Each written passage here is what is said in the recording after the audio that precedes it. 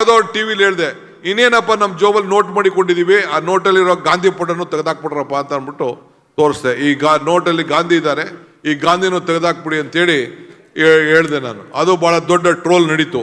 ಆ ಕಾಲನೂ ಬರ್ಬೋದು ಅಂತ ಅವನು ಯಾರೋ ಒಬ್ಬ ಮಾತಾಡಿದ್ದ, ಅದನ್ನ ನಾನು ಹೆಸರು ಮಾಡಿ ಮಾತಾಡೋಕೆ ಹೋಗುದಿಲ್ಲ.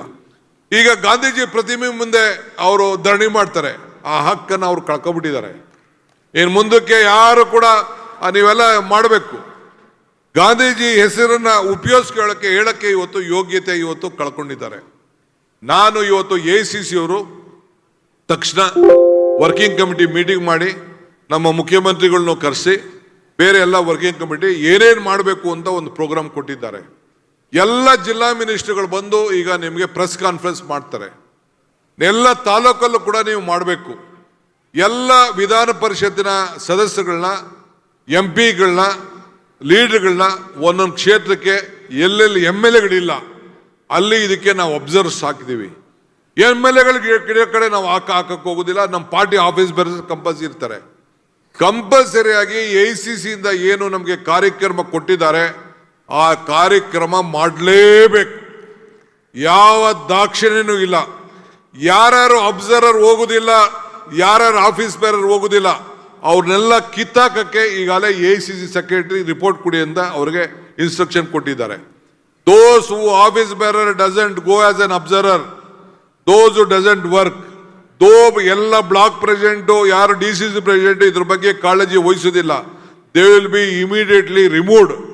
ಈಗಾಗಲೇ DCC ಪ್ರೆಸಿಡೆಂಟ್ನ ಹೊಸ DCC ಪ್ರೆಸಿಡೆಂಟ್ ಮಾಡಲಿಕ್ಕೆ ಹೊರಗಡೆ ರಾಜ್ಯಗಳಿಂದ ಒಂದು ತಂಡ ಬರ್ತಾ ಇದೆ. ಈಗ ನಮ್ಮ MP ಗಳು MLCಗಳೆಲ್ಲ ಈಗ ಕೆಲವು ರಾಜ್ಯಗಳಿಗೆ ನಮ್ಮಲ್ಲಾಗಲೇ ಶುರು ಮಾಡಿದ್ದೆ, ಬಟ್ ನಾವೇ ಟೀಮ್ ಕಳಿಸ್ಕೊಡ್ತೀವಿ ಅಂತ ಹೇಳಿದ್ರು. ಯಾರೋ ಕಂಪ್ಲೇಂಟ್ ಮಾಡಿದ್ರು, ಹೋಲ್ಡ್ ಮಾಡಿ ಈಗ ಅವರೇ ಒಂದು ಟೀಮ್ ಬರ್ತಾ ಇದ್ದಾರೆ.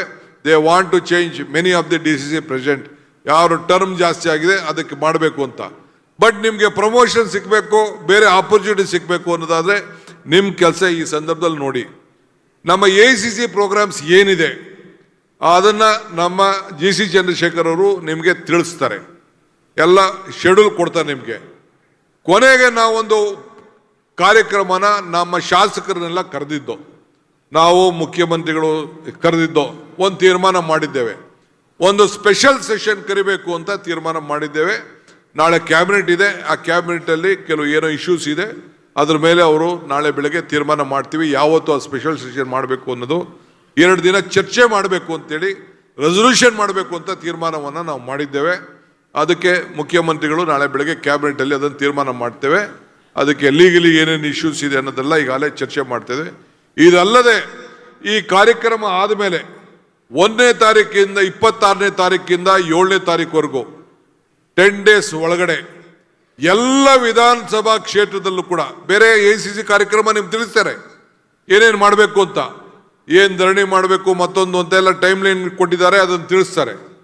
ಈ ಸೋನಿಯಾ ಗಾಂಧಿ ಅವರು ಇದನ್ನ ನಿಮ್ಗೆ ಏನು ಸಂದೇಶ ಕೊಟ್ಟಿದ್ದಾರೆ, ಇದು ಒಂದು ಕಾರ್ಯಕ್ರಮ. ಇದನ್ನು ಕೂಡ ನೀವು ನಡೆಸಿದಂಥ ಲೋಕಲ್ ಕಾರ್ಯಕ್ರಮದಲ್ಲಿ LED ಹಾಕಿ ಕಂಪಲ್ಸರಿ ಆಗಿ ನೀವು ನಿಮ್ದು ಯಾವುದೇ ಕಾರ್ಯಕ್ರಮ ಆದರೂ ಕೂಡ ಜನರಿಗೆ ಅದಕ್ಕೆ ನಿಮ್ಮ ಲ್ಯಾಂಗ್ವೇಜಲ್ಲಿ ಅರ್ಥ ಆಗಲಿ ಅಂತೇಳಿ ನಾವು ಕೆಳಗಡೆ ಅದನ್ನು ಸಬ್ಟೈಟಲ್ ಕೂಡ ನಾವು ಕೊಟ್ಟಿದ್ದೇವೆ. ಅದನ್ನು ಕಂಪಲ್ಸರಿ ಆಗಿ LED ಸ್ಕ್ರೀನು, ಒಂದಿನ ಧರಣ ಮಾಡೋಂಥದ್ದು, ಒಂದಿನ ಉಪವಾಸ ಮಾಡೋಂಥದ್ದು ಕೆಲವೆಲ್ಲ ಕಾರ್ಯಕ್ರಮ ಇದೆ. ಅಲ್ಲಿ ಒಂದು LED ಸ್ಕ್ರೀನ್ ಹಾಕ್ಬಿಟ್ಟು ಜನರಿಗೆ ನೀವು ತೋರಿಸುವಂಥ ಕೆಲಸವನ್ನು ತಾವು ಮಾಡಬೇಕು. ಎಲ್ಲ ಗ್ರಾಮ ಪಂಚಾಯತಿ ಮೆಂಬರ್ಸ್ನ ನರೇಗಾ ಕಾರ್ಯಕ್ರಮ ಇದನ್ನು ಮಾಡಿ ಆ ಇದರಲ್ಲಿ ಒಂದು ದಿನ ಕಂಪಲ್ಸರಿ ನೀವು ಅದನ್ನು ಪಾದಯಾತ್ರ ನೀವು ಮಾಡಬೇಕು. 5 ರಿಂದ 10 ಕಿಲೋಮೀಟರ್ ಒಂದು ತಾಲೂಕ್ ಹೆಡ್ ಕ್ವಾರ್ಟರ್ಸ್ ಅಲ್ಲಿ, ಯಾವುದೇ ತಾಲೂಕ್ ದೊಡ್ಡ ತಾಲೂಕಿದೆ